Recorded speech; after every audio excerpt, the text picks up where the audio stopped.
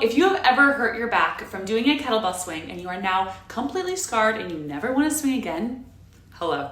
Hi, my name is Bridget. I'm a trainer in New York City and I create positive vibes around kettlebells by sharing techniques and tips to help you train with confidence and live your best life, right? So let's get into it. Today I am covering what muscles you actually are working in a kettlebell swing, so you know, and 3 drills to do that are less risky and more beginner friendly.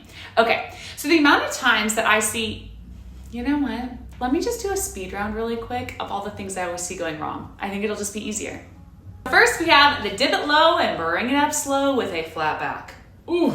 Next, we have the arm momentum, where your arms come first before your hips actually come forward. Then we've got the squatty potty and lift, which is, Then we have the I want to go fast like Ricky Bobby and send my hips back before the bell comes down, but now the bell is going to come all the way forward and that's when you hurt your back. Okay. Last one, the lean back. Lean back.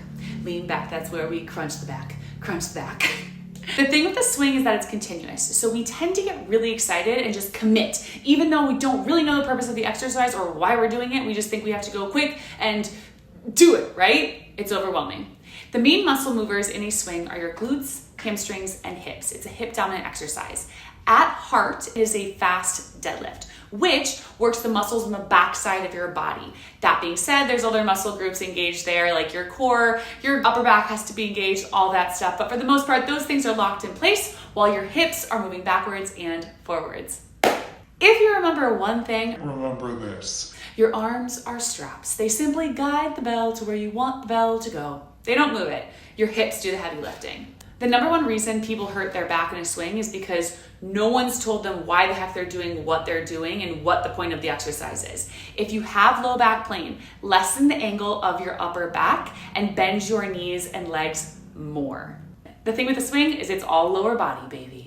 Okay, so I'm gonna drip out some more little baby cues here and there as I talk, but let's get into the meat of it. I wanna give you 3 exercises or drills that you should master and practice before you ever attempt a full swing or even a dead stop swing. I'll get to that, what that is later. Let's get into your deadlift. Now, if you're unfamiliar with this, I do have a great video that explains the difference between a squat and a deadlift, or a squat and a hinge, right? So hinge is another word for deadlift, but let's set this up here in place. So here's your hinge. Place the bell in between your ankle bones. Inhale, exhale to squeeze your core.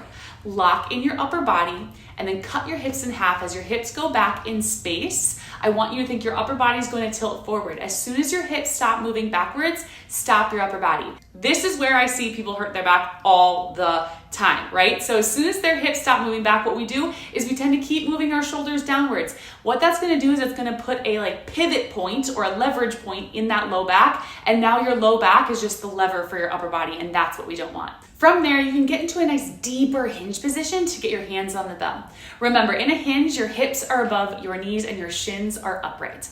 From there, shift your weight back into your heels to engage your glutes. Pull up on the bell to pack your lats, and then stand up, hips go forward, that bell goes straight up your body. Boom! Yes, that's your deadlift. That's your deadlift. Once you get that pattern down, you'll slowly go up in weight, and before you swing, you should be able to deadlift the heaviest bell in your gym for 5 reps. Until then, practice the next 2 exercises here. So the next one we have is a drag, or a drag. I'm from Minnesota. You'll see your starting position is a little bit different. Start 1 step behind the bell, find your hinge. Shins are tall, hands on bell to set, then tilt the bell back to load up those glutes, and then you're gonna drag the bell between your feet. This should be purposeful. You should feel it in your lats and arms. Perfect. Go ahead, stand up, reset, and then start it all over again. This is also gonna build that muscle memory to get into that hinge every single time. All right, you guys, now we're getting into the good stuff. Hike back swings, or a tripod hike back is what sometimes people call this. So watch this first one before you practice it at all. What we're gonna do is we're gonna take the drag we just worked on and add a little oomph to it. We're gonna channel our inner football player here. We're thinking Jason Kelce. That's the Kelce brother that's not dating Taylor Swift, okay? Find your stance, 1 foot away. Squeeze and lock in your core. Hinge your hips back, hands on bell. Tilt the bell. Go ahead, activate those glutes. This should be very, very active here. pull the shoulders back and down. Once you found that, this is your tripod stance, right? There's 3 feet, right foot, left foot, bell. Hike the bell back so that the bottom of the bell is on a 45-degree angle backwards. It's gonna match your upper body angle as well. So you're also gonna keep it nice and close to your cooch. Yes, I said cooch. Keep it nice and close on your inner thighs. Then park the bell right back where you found it. Don't release it into the air or let it fly up and land, right? Just set it down exactly where you got it. The least you can do less. Just put it down. What I want you to avoid is lifting your hips as you hike the bell back. The goal of this exercise is to work that hike back and keep your stance super solid and engaged, right? So your glutes are squeezed the entire time, builds that muscle memory in that low position. Really quick, if you're seeing this, hit subscribe, share it with a gym buddy so that you guys know how to swing together when next time you go to the gym, or you can kind of like discuss and help give each other techniques. Or you can join my Kettlebell group training program, Bellwell, and I'll link it right here.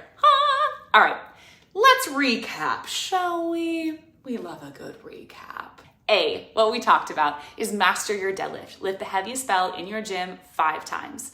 Then B, work the drag and reset up every single time. It's gonna be daunting and like, it's gonna feel silly to do that every time in the beginning, but do it. C, set yourself up in that tripod stance and find it, and then work your hike back. The bottom half of your body is gonna stay isolated and loaded. If you have to put something in front of you to make sure like you place the bell down right where you got it back up, you can do that. If your back starts to hurt on any of these exercises, take a video from the side angle and analyze it yourself. You're a strong, beautiful person. You are. We have the technology, why not use it? Or you could join me on Bellwell and you can send me a video anytime and I give you feedback. That's a different thing. Once you've mastered these 3, the next thing would be to go into a dead stop swing and then continuous swing. So if you're curious about that video, drop a message below or message me on Instagram. I'd love to hear from you and I'd be happy to record it.